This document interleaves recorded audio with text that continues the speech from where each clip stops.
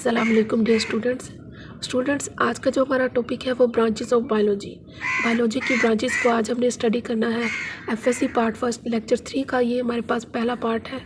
Second part में हम first part में हाफ ब्रांचेस देखेंगे और जो सेकंड पार्ट है उसमें हम नेक्स्ट हाफ जो है वो ब्रांचेस को स्टडी करेंगे। तो चलिए स्टार्ट करते हैं। सबसे पहली ब्रांच जो है वो इकोलॉजी है। इकोलॉजी का क्या मतलब होता है कि लिविंग ऑर्गेनिजम्स के दरमियान और फिजिकल इन्वायरमेंट के दरमियान क्या रिलेशन है, इन रिलेशन को स्टडी करने के लिए हम क्या करेंगे, इकोलॉजी को पढ़ेंगे। तो इकोलॉजी का मतलब है कि the relationship between living organisms कौन कौन से हो सकते हैं, ह्यूमंस, प्लांट्स, एनिमल्स और उनका जो फिजिकल इन्वायरमेंट है, इनका आपस में क्या ताल्लुक है, इनका हमने रिलेशन देखना है। इस चीज़ को स्टडी को हम क्या कहते हैं, इकोलॉजी। अब जैसे एग्जांपल से आपको ये डेफिनेशन क्लियर हो जाएगी। Flowers need sunlight, water and soil to grow. तो जो बीज हैं visit flowers to take nectar, ठीक है।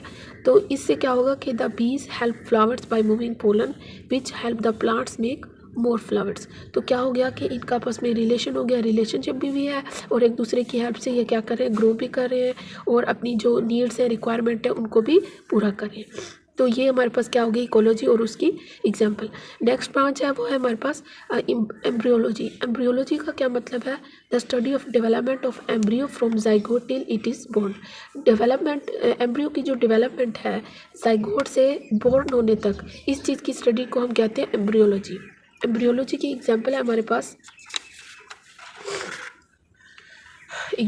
पास अ चिक ग्रो इनसाइड एन एग के अंदर जो हमारे पास चिक बन रहा होता है इनसाइड द एग। तो पैदा जो चिक है उसका मतलब आउटसाइड तक आने से पहले तक उस चीज़ की स्टडी को हम क्या कहते हैं, एम्ब्रियोलॉजी। यानी कि चिक का एग के अंदर बनना, इस सारे अमल को हम क्या कहेंगे, एम्ब्रियोलॉजी, ठीक है। उसके बाद है फिजियोलॉजी। फिजियोलॉजी का मतलब है कि normal functioning of our body is called physiology.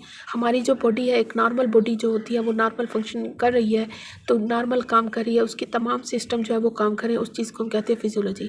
अब जैसे डाइजेस्टिव सिस्टम हो गया, सर्कुलेटरी सिस्टम, तो ये एक नॉर्मल बॉडी के अंदर जब ये नॉर्मल काम कर रहे होते हैं तो इस चीज़ की स्टडी को हम क्या कहते हैं, फिजियोलॉजी।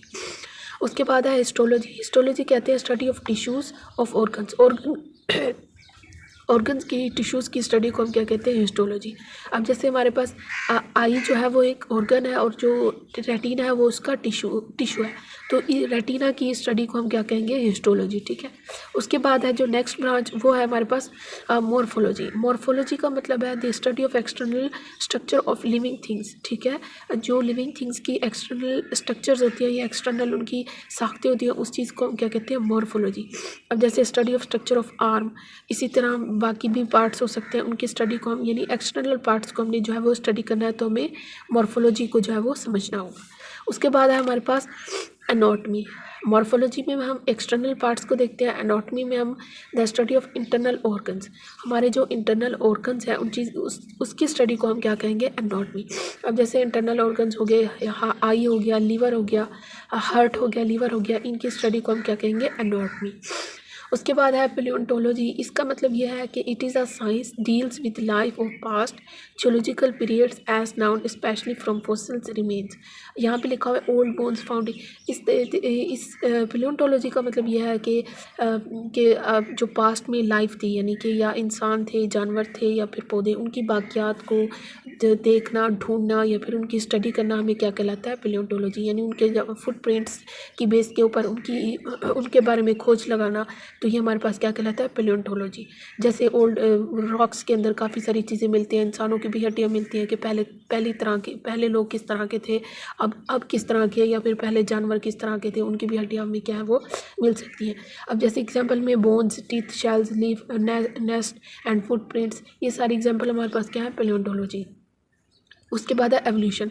एवोल्यूशन का मतलब है it is a process that results in genetic material of a population over time.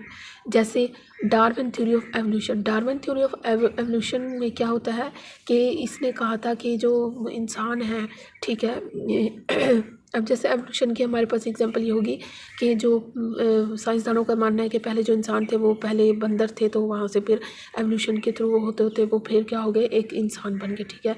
इसी तरह जैसे वो गिराफी वाली एग्जांपल है वो भी आप इसके अंदर लिख सकते हैं कि उनके पहले गर्दनें छोटी थी तो वो ऊंचे दरख्तों के पत्ते खाते थे, उनकी गर्दनें फिर उनकी जो नेक्स्ट जनरेशन उसमें बड़ी हो गई। तो ये हमारे पास क्या हो गया, एवोल्यूशन होगा। जेनेटिक्स क्या होता है कि बेटा सबसे आसान डेफिनेशन है the transfer of genetic material from parent to offspring, ठीक है। पेरेंट बॉडी से ऑफस्प्रिंग के अंदर ट्रांसफ़र होना किसका, जेनेटिक मटीरियल का, तो उसको हम क्या कहेंगे, जेनेटिक्स। अब जैसे ह्यूमन जीन है, तो यहाँ तक हमारी जो डेफिनेशंस हैं वो तकरीबन 8 कंप्लीट हुई हैं ब्रांचेस ऑफ बायोलॉजी की। मैंने तमाम जितनी भी आपको पढ़ाई है विद एग्जाम्पल कराई है, क्योंकि आपके पेपर में जब भी क्वेश्चन आता है 2 नंबर का तो आपने उसकी जो है,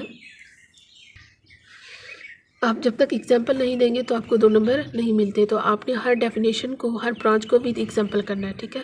तो आज का ये लेक्चर था, बाकी जो ब्रांचेस रह गए उनको इंशाल्लाह हम पार्ट 2 में स्टडी करेंगे। ये लेक्चर था, इसके अंदर आपको कोई क्वेश्चन है तो आपने ज़रूर करना है मुझसे। अपना ख्याल रखिएगा। अल्लाह हाफिज़।